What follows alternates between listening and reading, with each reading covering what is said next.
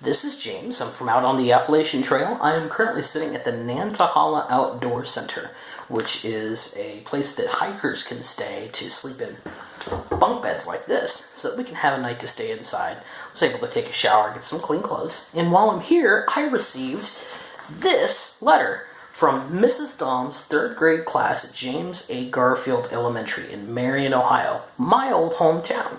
And with this letter, they sent me this little friend that I'm going to be taking along and taking some pictures with. They also sent me this letter. I'm going to read this letter because it's got some questions in it, and I'm going to try to answer these questions for the class. So, looking at the letter, starts off with, how is your trip going so far on the Appalachian Trail? Well, so far, it's going pretty well. We hope that things are going well for you. We've been busy reading about animal life cycles. Today, we received larvae in the mail. We are looking forward to watching the larvae grow and transform into butterflies. That sounds like that'll be a really cool experiment. Make sure you're taking lots of pictures to document that. We bet you have seen several animals on your hike. What kind of animals have you come across so far? Well, I have come across a lot of animals so far. Probably the weirdest animal that I've seen was I ran into some wild turkeys the other day, so that was fun.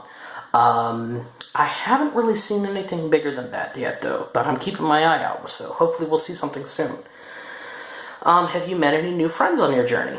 Yeah, I have met a lot of new friends. Something that's kind of fun is that when we're out here on the trail, we tend to not go by our real names. Most people go by a nickname, or what they call a trail name. So I've met people that go by the name of, like, Cactus Jack, and The Dude, and Denied. I've met 2 guys named Slowpoke and Hot Rod.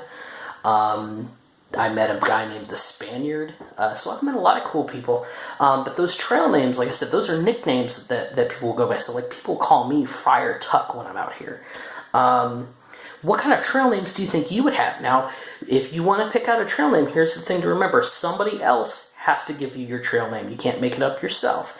And it also has to be nice. So think about what kind of trail names you might want to have as a class.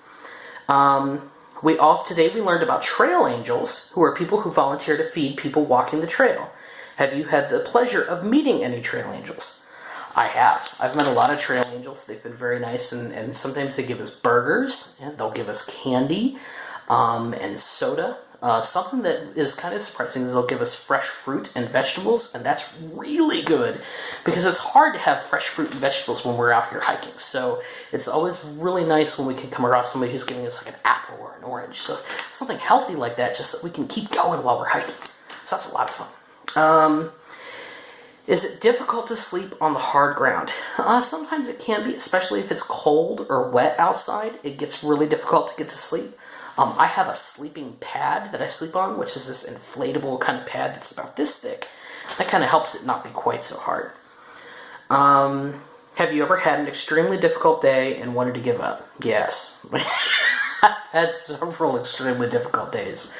The worst was a couple weeks ago. I got caught in a thunderstorm, and the wind was blowing back and forth, and my tent got knocked over. Water came rushing in on the sides, and everything I had was soaked and covered with mud, and it was just, it was a really, really hard day.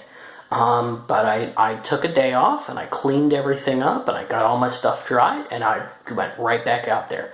So, yeah, there's hard days, but there's good days, too, and that makes it worth it. Let's see, how do you keep your food safe from wildlife?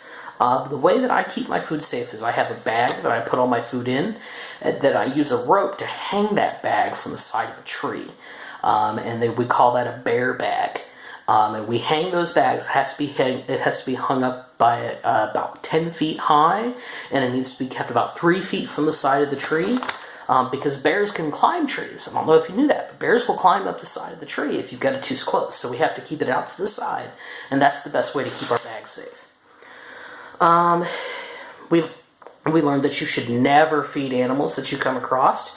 That is definitely true. Never, ever feed animals out in the wild, because that can mess up they're usually not used to the kind of food that we eat, so we don't want to give them our food. It also will teach animals to think that it's safe to come up to people to get food, and especially with some big animals like bears, that's not a habit we want them to have. Let's see. We look forward to hearing from you and would like to wish you the best of luck. Sincerely, Mrs. Daum's third grade students. Well, to Mrs. Daum's third grade students, I want to say I really appreciated this letter. It was really fun to read, and I really hope that you liked the video, and I hope I answered all your questions, and I can't wait to take some pictures with my friend Stanley here. So good luck and have fun learning.